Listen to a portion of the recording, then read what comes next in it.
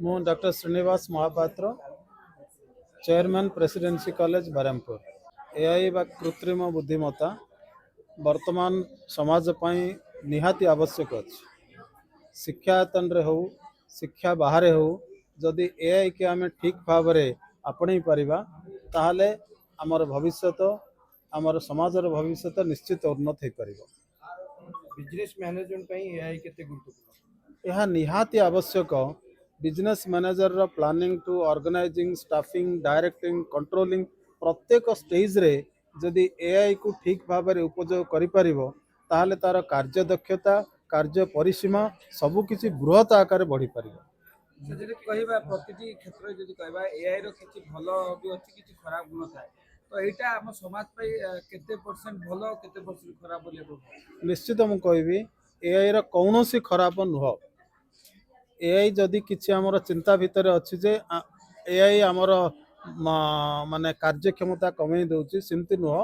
AI କି ଯଦି ଆମେ ଏଆଇ ଗୋଟେ ଟୁଲ୍, ଏଆଇ ଗୋଟେ ଯନ୍ତ୍ର, ସେ ଯନ୍ତ୍ରକୁ ଯଦି ଆମେ ଠିକ୍ ଭାବରେ ବ୍ୟବହାର କରିବା ଆମର କାର୍ଯ୍ୟଦକ୍ଷତା ବହୁତ ବଢ଼ିଯିବ।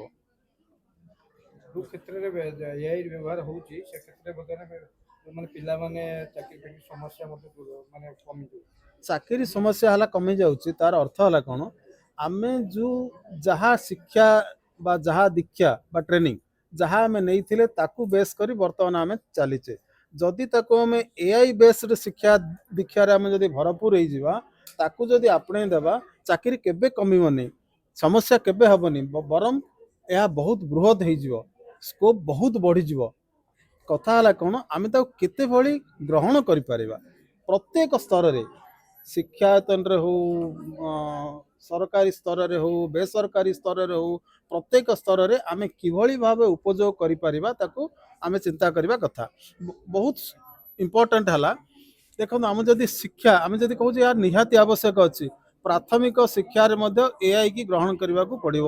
ଏଆଇ ଗୋଟେ କମ୍ପ୍ୟୁଟର ବୋଲି ଭାବିବାକୁ ହେବନି। କମ୍ପ୍ୟୁଟର ଶିକ୍ଷା ଏଆଇ ହେଲା ସର୍ବା ନିହାତି ଆବଶ୍ୟକ ହୋଇଥିବା ଗୋଟେ ଶିକ୍ଷା। ଏହା ଯଦି ଆମେ ଗ୍ରହଣ କରିବା ଆମକୁ ଏଆଇ ବହୁତ କିଛି ମାର୍ଗଦର୍ଶକ ଦେଇପାରିବ, ଆମର ଚିନ୍ତା ଆଉ ଚିନ୍ତନକୁ ଦ୍ରୁତ ଭାବରେ ବଢ଼େଇ ପାରିବ, ସେଟା କେବଳ ଏଆଇ। ଆଚ୍ଛା, ଆଜିର କାର୍ଯ୍ୟକ୍ରମରେ କେଉଁ କେଉଁ ଇନଷ୍ଟିଚ୍ୟୁଟ୍ ସବୁ ଭାଗ ନେଇଥିଲେ, ଆଉ ଯେଉଁ ପିଲାମାନେ ଯେଉଁ ନିଜର ଏକ୍ସପିରିଏନ୍ସ ସେୟାର କଲେ ସେଇଟା କେତେ ସ୍ୱାଗତ ଯୋଗ୍ୟ? ଆଜିର କାର୍ଯ୍ୟକ୍ରମରେ RAAG ତରଫରୁ ଯେ କାର୍ଯ୍ୟକ୍ରମ କରାଯାଇଛି, ଏଥିରେ ଓଡ଼ିଶାର ବିଭିନ୍ନ ଶିକ୍ଷାନୁଷ୍ଠାନରୁ ଆସିଛନ୍ତି, ତା ସହିତ ବିଦେଶର ମଧ୍ୟ ବହୁତ ଶିକ୍ଷାବିତ୍ ମାନେ ଏଥିରେ ସହଯୋଗ କରିଛନ୍ତି। ସେମାନଙ୍କର ଚିନ୍ତା ଆଉ ଚିନ୍ତନକୁ ଆମ ଆଗରେ ରଖିଛନ୍ତି, ତାକୁ ବିଶ୍ଳେଷଣ କରାଯାଇଛି। ବିଶ୍ଳେଷଣ କରାଯାଇ ଯାହା ଆବଶ୍ୟକ ହେବ ତାର କିଛି ରିଜଲ୍ୟୁସନ୍ ନିଆଯାଇଛି, ତାକୁ ପୁସ୍ତିକା ଆକାରରେ ବାହାର କରାଯାଇଛି, ସେଇଟା ପୁଣି ବ୍ୟବହାର କରିବା ପାଇଁ ଦିଆଯିବ। ଯଦି ବ୍ୟବହାରରେ ଠିକ୍ ଆସିବ ତାହେଲେ ସେ ଗ୍ରହଣ କରାଯିବ। I am Dr. Shashikant Prushti, Assistant Professor शिक्षा और अनुसंधान deemed to be university Bhubaneswar.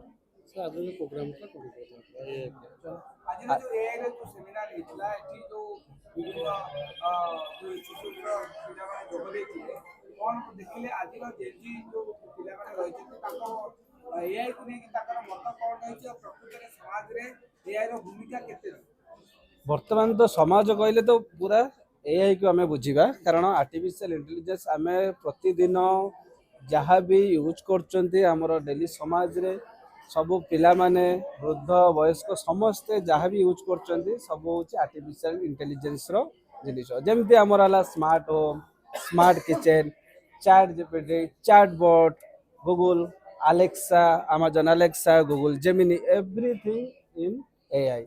Show ବର୍ତ୍ତମାନ କହିବାକୁ ଗଲେ ସବୁ ସମାଜର ଯେମିତି ବିଜନେସକୁ ଇମ୍ପ୍ରୁଭ୍ କରିବା ହେଲା, ଆମର ହେଲ୍ଥ କେୟାରରେ ମଧ୍ୟ, ଷ୍ଟକ୍ ମାର୍କେଟରେ ସବୁଠି ଆର୍ଟିଫିସିଆଲ ଇଣ୍ଟେଲିଜେନ୍ସର ଉପଯୋଗ ଚାଲିଛି ବର୍ତ୍ତମାନ।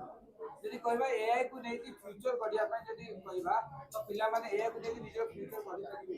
ହଁ ନିଶ୍ଚୟ, କାରଣ ବର୍ତ୍ତମାନ ଆମେ ଯୋଉଠି ଆଗରୁ ମ୍ୟାନ୍ ପାୱାର ଦରକାର ହେଉଥିଲା, 100, 500, 1000 ଲୋକ ଦରକାର ହେଉଥିଲା, ବର୍ତ୍ତମାନ ଆର୍ଟିଫିସିଆଲ ଇଣ୍ଟେଲିଜେନ୍ସ ମାଧ୍ୟମରେ ମ୍ୟାନ୍ ପାୱାର କମିଯାଉଛି। କାହିଁକି ନା ସେଇ ଇଣ୍ଟେଲିଜେନ୍ସ ଟେକ୍ନିକ୍ ମେସିନରେ ମ୍ୟାନ୍ ପାୱାର ଯୋଉଠି 100 ଜଣ ଦରକାର ହେଉଥିଲା ତାକୁ ଜଣେ ଲୋକ ମେସିନ୍ ଦ୍ୱାରା ସବୁ କରିପାରୁଛି, ମେସିନ୍ ହିଁ ସବୁ କିଛି କରିପାରୁଛି। ଯେମିତି ରୋବଟ, रोबोट आमर सब किसी हैंडल कर रोबोट द्वारा आम मनीष जहाँ कर 10टा लोक जहाँ कर रोबोट ताहा करुचे सब किसी आर्टिफिशियल इंटेलिजेंस टेक्निक।